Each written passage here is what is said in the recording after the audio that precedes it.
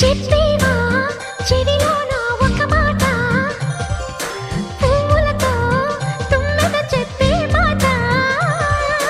నీ చిరునవ్వు సాక్షిగా తాజ్ మహల్ నాదట, నీ పెదవంచు సాక్షిగా షాజహాను నేనట. నీ తీయని ప్రేమకి నా పెదవే నజరానా, నీ బయటకి నేనిక బానిసనే నెరజానా.